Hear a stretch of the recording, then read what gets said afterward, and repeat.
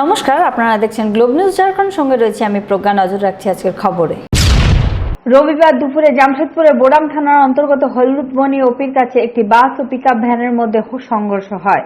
এই সংঘর্ষে আধা ডজনেরও বেশি মানুষ আহত হয়েছেন। আহতদের স্থানীয় লোকজনের সাহায্যে চিকিৎসার জন্য এমজিএম হাসপাতালে নিয়ে আসা হয়।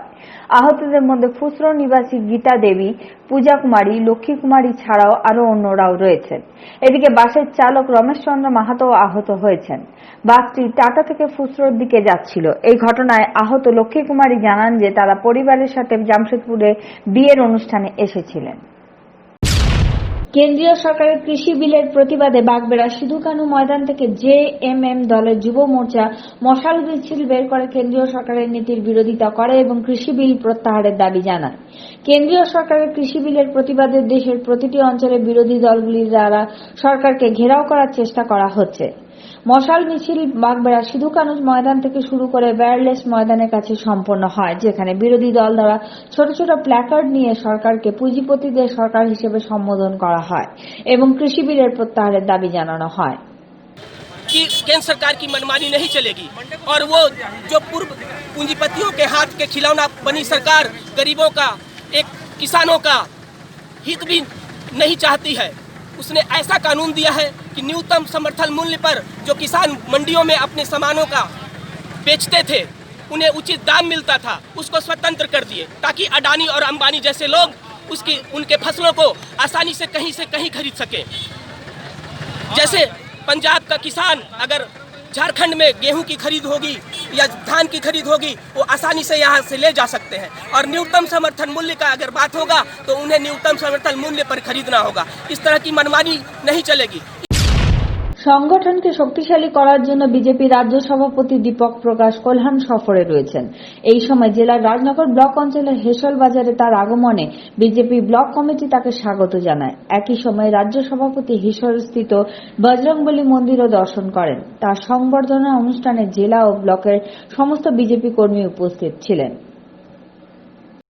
निश्चित रूप से भारतीय जनता पार्टी झारखंड प्रदेश का अध्यक्ष का आगमन होने से सरायकेला कस्बा जिला के अंतर्गत एक नया संगठन को ऊर्जा प्राप्त होगा और आने वाला समय भारतीय जनता पार्टी सरायकेला कस्बा जिला के अंतर्गत मजबूती के साथ उभर के सामने आए। मैदान थोड़ी आ रहे हैं, मैदान हमारा है, यहाँ की भूमि हमारी है, यहाँ की जनता का जन समर्थन हमारे साथ रहा है, आगे भी रहेगा।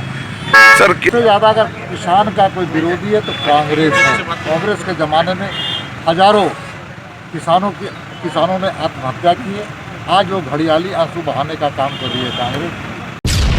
করোনার পরিপ্রেক্ষিতে সোশ্যাল ডিস্টেন্সিং, স্যানিটাইজারের ব্যবহার করে এবং বিশ্বব্যাপী মহামারীর এই মুহূর্তে গাদরা আনন্দমার্গ জাগৃতি ক্যাম্পাসের গাদরা গ্রামে আশেপাশের 50 জন দুস্থ মানুষকে চিহ্নিত করে কম্বল বিতরণ করা হয়।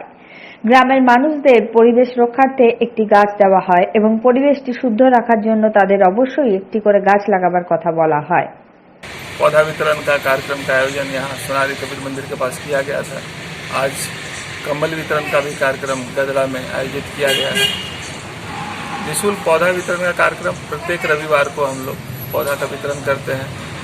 आनंद मार्ग का उद्देश्य है एक घास का एक तिनका भी पृथ्वी की गर्मी को कम करने में सहायक सिद्ध हो सकता है। इसी उद्देश्य को लेकर हम लोग लोगों के बीच व्हाट्सएप के माध्यम से, कोरोना काल में व्हाट्सएप के माध्यम से इस कार्यक्रम का प्रचार करते हैं और रविवार को सुबह 6 बजे से आज 10 बजे तक काफ़ी संख्या में लोगों के बीच पौधा का वितरण किया गया। लगभग 200 से भी ज़्यादा पौधा का वितरण आज किया गया है। সম্প্রতি পদ্মশ্রী অধ্যাপক দিগম্বর হাঁসদা তার বাসভবনে মারা যান, যেখানে তার শ্রাদ্ধ কর্মে তার করন্ডি সার্জেন্টলার বাসভবনে মন্ত্রী চম্পাই সোরেন তার স্ত্রী ও বিধায়ককে নিয়ে এসে পরিবারের সদস্যদের সান্ত্বনা দেন। স্বর্গীয় অধ্যাপক দিগম্বর হাঁসদা শিক্ষা থেকে শুরু করে সমাজে এমন অনেক কাজ করেছেন যা আজ সমাজের জন্য অনুপ্রেরণা স্বরূপ। তার কাজের জন্য তাকে পদ্মশ্রীর সম্মানে ভূষিত করা হয়েছিল, যেখানে তার মৃত্যুতে রাজ্য জুড়ে শোকের ছায়া নেমে এসেছে। महसूस कर रहे हम लोग कि एक समाज को अच्छा दिखने वाला आदमी सज्जन आज हम लोग का बीच से नहीं है। उस चीज़ को तो हम लोग पूरा नहीं कर सकेंगे जो समाज के बीच में जो विचार रास्ता दिखा के किया है, उसी को लेके हम लोग आगे बढ़ेंगे। সরাইকেলা রাজনগর আদিবাসী সেঙ্গাল অভিযানের রাষ্ট্রীয় অধ্যক্ষ সালখান মুর্মুর নির্দেশে আজ 6 ডিসেম্বর দেশব্যাপী রেলপথ অবরোধ করা হয়। আজ রাজনগর বাজার সিধু কানু চকের কাছে প্রধান সড়কে আদিবাসীরা ভারত সরকারের কাছে সারনা ধর্মকোড দাবি সম্পর্কে সেঙ্গাল অভিযানের সদস্যরা আধ ঘন্টা পর্যন্ত প্রদর্শন করেন। এদিকে রাজনগরের নেতৃত্বে ছিলেন অখিল ভারত সারনা ধর্ম মানবা সংরক্ষক সোনারাম সোরেন এবং আদিবাসী সেঙ্গাল প্রচার অভিযানের জেলা সভাপতি বিজু বাস্কে। প্রশাসনে বোঝানোর পরে অবরোধ ছড়ানো হয়। ये आंदोलन राष्ट्रीय आदिवासी नेता सालखान मुर्मू के नेतृत्व में पूरे भारत में सरना कोड लागू करने के लिए आंदोलन हो रहा है और आज राजनगर में भी ये आंदोलन जारी है। चूँकि आज तक भारत के आदिवासियों को अपना मौलिक अधिकार जो प्राकृतिक पूजक आदिवासी हैं उनका सरना धर्म कोड जो है अभी तक उनको नहीं दिया गया है और इसलिए हम भारत सरकार से मांग करते हैं कि अभिलक सरना कोड लागू करो 2021 की जनगणना की होने के पहले, अन्यथा भारत के आदिवासी और उग्र आंदोलन करने को बाध्य होंगे।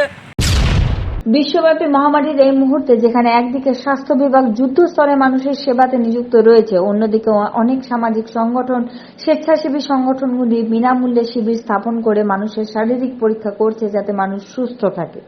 গত 5 বছর ধরে খাসমহলের শ্রী শ্রী সার্বজনিক দুর্গাপূজা সমিতি বিনামূল্যে শিবির স্থাপন করে সাধারণ মানুষকে স্বাস্থ্যসেবা প্রদান করছে। এই সময় পূর্ণিমা নেত্রালয়ের সহযোগিতায় রবিবার বিনামূল্যে নেত্র চেক আপ ক্যাম্পের আয়োজন করা হয়, যেখানে চোখের সাথে সাথে ব্লাড প্রেশার, ডায়াবেটিস এবং অন্যান্য শারীরিক পরীক্ষাও করা হয়। समिति के द्वारा आई कैंप का आयोजन किया गया और सबसे बेहतर है कि ये पूजा के साथ साथ सामाजिक कार्यों में विशेषकर ध्यान देता है। तो जब आप ये काम करते हैं तो अपने आप में बेहतर हो जाते हैं। इस कमेटी को हम लोग बहुत धन्यवाद देते हैं कि सामाजिक कार्यों में चाहे वो शिक्षा हो, चाहे वो चिकित्सा के क्षेत्र में हो, आप देख रहे हैं आज आई कैंप का और ऐसे लोगों को यहाँ पर मिल रहा है जो लाभ मिलेगा। कुछ आदमी जो है कि पैसा बेयर नहीं कर पाते हैं डॉक्टर के पास जाकर के, तो ये पूर्णिमा नेत्रालय के सौजन्य से होता है। निःशुल्क, कोई पैसा नहीं लगता है। वहाँ के डॉक्टर्स, वहाँ के असिस्टेंट आते हैं और यहीं चेक करते हैं, साथ ही साथ में यहीं ऑपरेशन का डेट भी दे देते हैं और यहीं बाकायदे पूर्णिमा नेत्रालय गाड़ी भेजती है। फिर यहाँ से लोगों को ले जा कर के वहाँ 2 दिन रखा जाता है, ऑपरेशन किया जाता है, खाना पीना बिल्कुल यहाँ पहुँचाने तक बिल्कुल निःशुल्क किया जाता है। অন্যদিকে জামশেদপুরের জুকসলাই ইসলামনগরে আহমদ কন্যা বিকাশ সংস্থা দ্বারা বিনামূল্যে নেত্র চেক আপ ক্যাম্পের আয়োজন করা হয়। এই সময় শুধুমাত্র জুকসলাই নয়, জুকসলাই এবং তার আশেপাশের অঞ্চলের মহিলা এবং পুরুষরা তাদের চোখ পরীক্ষা করান। हमारे संस्था का उद्देश्य मतलब क्या है, समाज सेवा। लोगों का जो है समाज सेवा मतलब की कर रहे हैं हम लोग। अभी तक तो हम लोग जुगसलाई क्षेत्र में ही लगाते हैं, है ना, कभी इस मोहल्ला कभी उस मोहल्ला, मतलब कि जुगसलाई के ही अंदर कर रहे हैं। हमारे संस्था का आगे उद्देश्य है बस समाज सेवा ही मतलब की करना है, लोगों का सेवा करना है। Jamshedpur Mango post office road teachers কলোনিতে হাই ভোল্টেজ কারেন্ট সরবরাহের কারণে 20টি বাড়ির সমস্ত বিদ্যুতের সরঞ্জাম সহ টিভি, স্টেবিলাইজার ইত্যাদি জ্বলে যায়। এদিকে আদর্শনগরের লোকেরা বিদ্যুৎ বিভাগের হাবভাব নিয়ে অত্যন্ত ক্ষুব্ধ।